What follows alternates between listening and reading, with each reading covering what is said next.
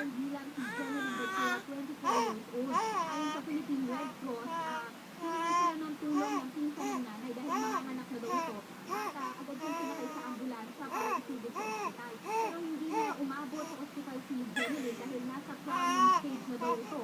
At sa mismong ambulansya na ito nag-dig babae ang sanggol at dinala ang mag-ina ngayon sa Tondo General Hospital. Samantala, James, dito naman sa Manila North Cemetery ay marami na ang umalis at nagsisulian matapos na maghapong pagdalaw sa kanilang mga yumaong mahal sa buhay. Pero patuloy ang pagdating ng mga gustong umabol para sa araw ng mga patay.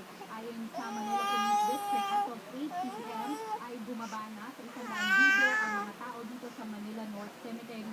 Malaking pagbaba mula sa pinakamataas ng 1.2 milyon katao kanina alas 3 ng hapon. Ayon sa kanila, minabuti na raw nila ngayong gabi na lang dumalaw kaysa makipagsiksikan sa dami ng mga